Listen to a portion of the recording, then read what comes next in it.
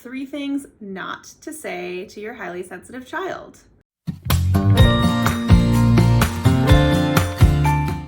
Hi, welcome. I'm Amy Lagidis, and I'm the founder of HighlySensitiveParenthood.com, an online resource center for highly sensitive parents and highly sensitive children. I wanted to share today about 3 things not to say to your highly sensitive child. So I've shared previously about 3 things that you should be saying to your highly sensitive child regularly, and today I'm kind of looking at the opposite of that. I want to lead off with, I know that as a fellow parent of a highly sensitive child or deeply feeling child, it can be difficult to know what to say when your child is upset, particularly if you yourself are also frustrated or upset about what's happening. So these are just guidelines. I by no means am advocating that you need to be perfect or that you can never ever say these things to your child, but rather just to look out for when you are saying them, if there are more gentle ways to respond that might actually feel better for you in the long run too. So these statements are built to be productive, built to be effective, versus the ones that I'm about to share are they're counterproductive. They're not going to be helpful to support your child. So if you're looking for those positive, productive statements, head back to the 3 things to say to your highly sensitive child. Today we're looking at 3 things not to say. So the 3 statements that we'll be looking at are, why are you so sensitive? Number 2, hurry up and do it. It'll be fine. And number 3, stop feeling blank. It's not that big of a deal. So we can already see on the surface that these are not going to be super helpful, but I'm going to get into depth about why and give you a bit more insight on that. So let's start with, why are you so sensitive? One of the most powerful ways that you can support your highly sensitive child is to examine your own internal beliefs about sensitivity. And if you notice any beliefs about sensitivity being wrong or a flaw, do your best to get rid of those beliefs, to release them, because you will almost certainly reflect them back to your child, and your child might start to perceive that you think that they're messed up, or that they're not enough, or that there's something wrong with them. And that's usually not something that we want to communicate to our children about themselves or how we feel about them. So if you notice that you're saying things to your child like, oh, why are you so sensitive? Or stop crying, it's not that big of a deal.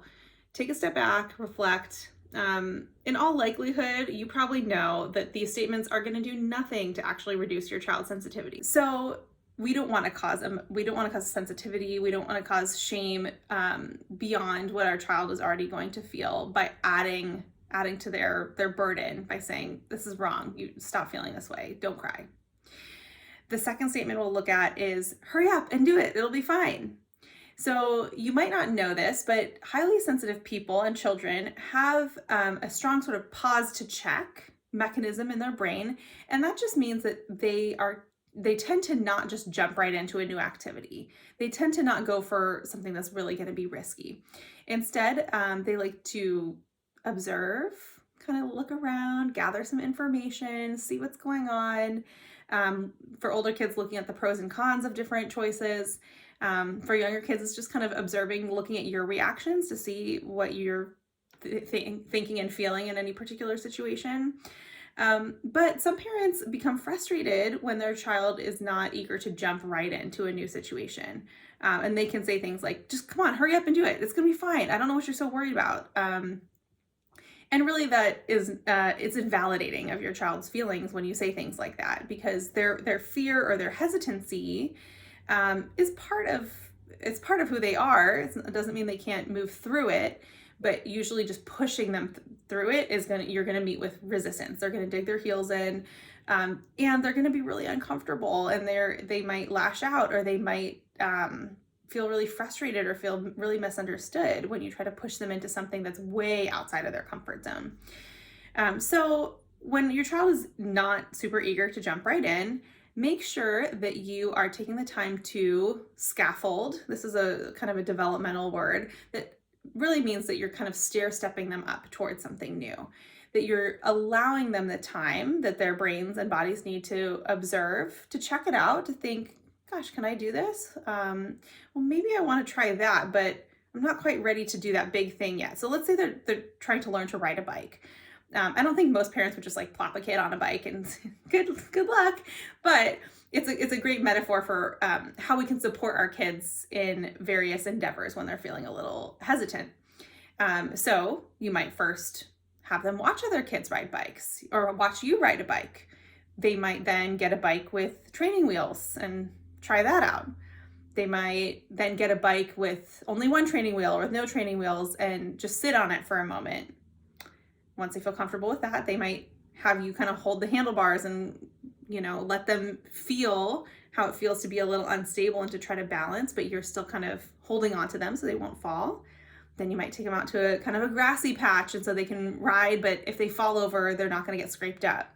And then slowly they're gaining the confidence. You're scaffolding them up towards feeling confident that they can take care of themselves and to be confident in that activity. So you're building resilience and you're building a sense of capability in them that's going to be really helpful. Whereas if you just said, "Come on, you'll be fine. If you fall, it's not that big of a deal. Just get on the bike."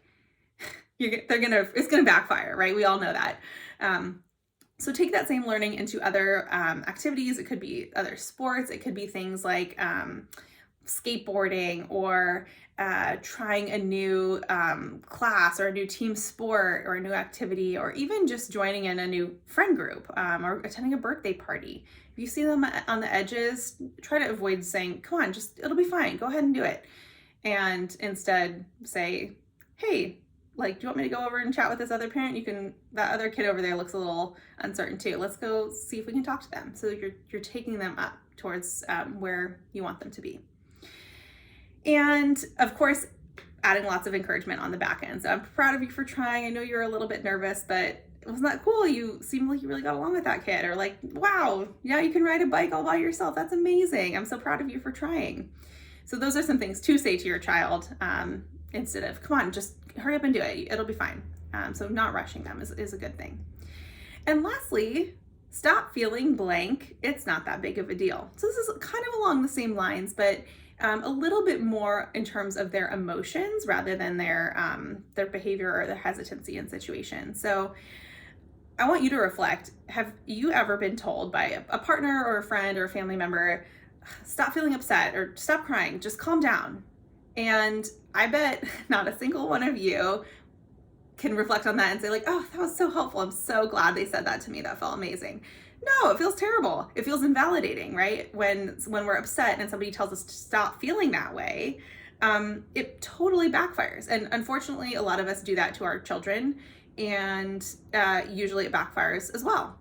Sometimes they do stop crying, but the feelings and the frustration remain usually. Sometimes distraction can help snap them out of it, but telling them to not feel that way usually does not work. That said, what does work, instead of telling them to stop feeling that way, is to just validate their emotions. "I see that you're feeling this way. I understand why you feel upset. It's okay to feel sad." So similarly, we can think of ourselves, when someone says that to us, we go, "Oh, okay, I feel understood. I feel now I can move on to solving the problem rather than just staying stuck in that feeling." So when you say those positive things to your child, "It's okay to feel this way. I understand," it sets the stage for them to feel understood and supported. And our goal as parents is not to magnify their emotions. And that's one misconception, is that by saying "it's okay to feel this way," that we're going to blow up their feelings and the sadness is going to just escalate out of control, for example. But what it really does is it helps them to say, "Oh, yeah, somebody else sees how I feel, and they love me, and they're going to help me work through this." And so it actually helps to dissipate the emotion more quickly when we say, "It's okay you're feeling this way," or "I'm so sorry you're feeling that way." So once your child feels understood and validated in their emotions, rather than just pushed away, like they're not allowed to feel that way, they're actually able to be comforted, or to take on calming or coping activities that are going to help them to feel better. So if we're still actively feeling that overwhelming, intense emotion, we can't think about "Oh, it's going to feel good for me to take a shower or go on a walk or to get cuddles from mommy," or whatever. But when we feel heard, when your child feels heard, they feel like they're allowed to feel that way, they're going to be much more open to, okay, yeah, no, you're right, I need a snack, or I need a cuddle, or I'm ready for my nap.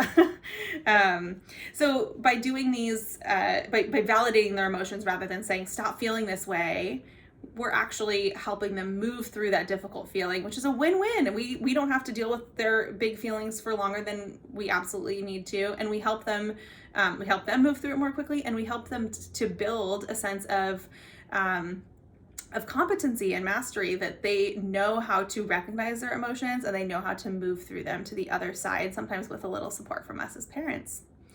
So those are 3 things not to say to your highly sensitive child, and a few tips on what to say instead.